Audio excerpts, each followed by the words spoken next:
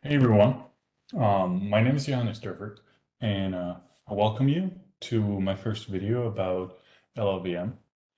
As part of a grant that I got from the Better Scientific Software Foundation, I decided to make educational videos about compilers in LLVM specifically. And I'm going to focus on the first few on user-related content, so compiler users, which might be, general programmers or HPC application people. And then later on, I'll also try to dive into some of LLVM's internal things, give you some background knowledge, and maybe some, deep dives into specific areas. Now that we got this out of the way, let's take a look at our first topic today, which are optimization levels. I'm fairly certain everyone heard of them. Usually, you say I compiled this with O3, which tells the compiler that you want, level 3 optimizations. But one thing to consider is that these levels are never standardized.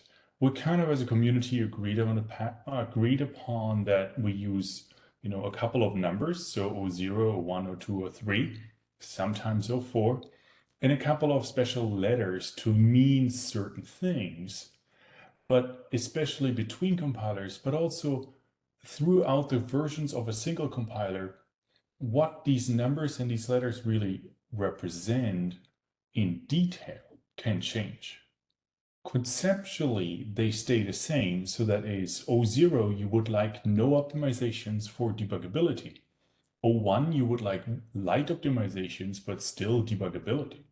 O2, you're okay with, more heavyweight optimizations. In O3, you want the compiler to kind of try their best to optimize your code. We'll go into the other options like OS and OZ at some other time. Today we'll focus on O1 to O3, and I want to show you the difference they can make, and also that, as I said, between compilers, you can't compare them.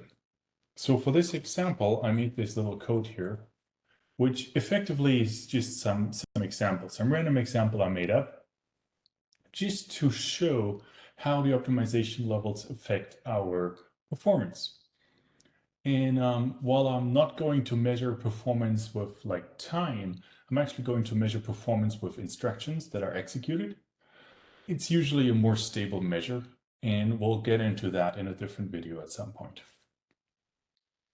Okay, first things first, we only have a C file here. Let's compile it for various optimization levels with Clang and also with GCC. So first, for optimizations between O0 and O3, I'll compile it with Clang, and then I do the same with GCC. Most of the options are here just for me to see what's going on.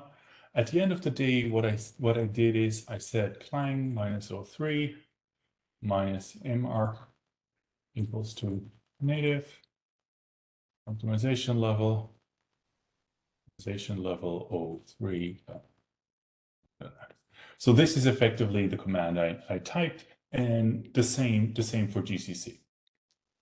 So what I ended up with is 6 executable files and 6 files with statistic information, which we won't look at today. So 6 executable files that we're going to execute now. I verified beforehand that they all, emit the same output, so the optimizations are correct. There's nothing weird going on. But we'll look at the number of instructions that are executed by each and every one of them. So for that, let's take a look at this command here, which just iterates over all the executable files, everything that has a .out suffix, and it will print the name of that file so we know what we're executing, and then it will execute the file, and you will use perf to grab that, monitor how many instructions were executed during the execution, and it will we'll just print that number of instructions. So let's give it a go. So first, Clang with O0 takes 18 billion instructions. GCC with O0, 25 billion. So you see a first difference here, whereas the GCC non-optimized version, it executes more instructions than the Clang non-optimized versions. That is kind of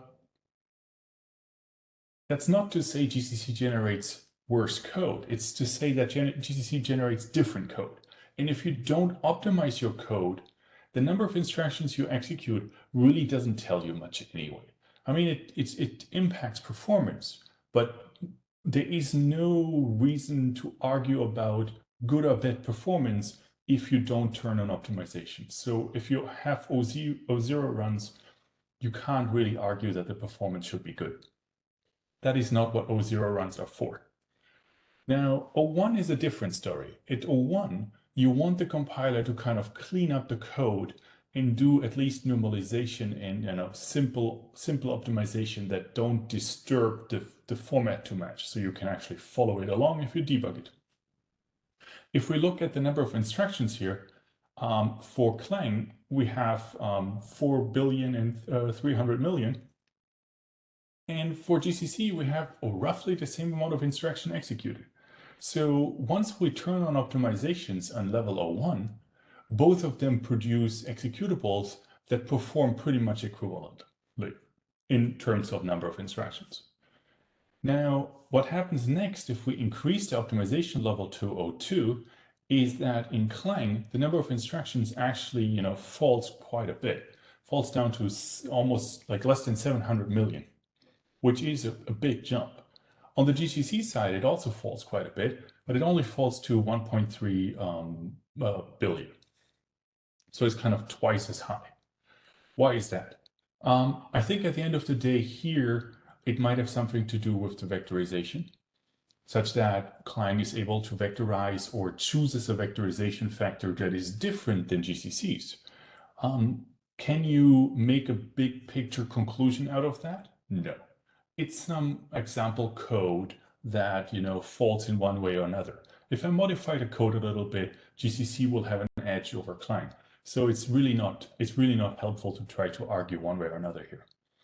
And then if you look at O3 results, they're basically in line with the O2 results. So O3 actually didn't help here. It didn't hurt either, which can actually happen because these optimizations are all not perfect, so they might actually make things worse. Again, just to summarize, we see in today that there's 4 common numerical optimization levels in most compilers. We're seeing that both Clang and GCC show similar trends if you go from unoptimized code, which is O0, to heavily optimized code, which is kind of O2 or O3.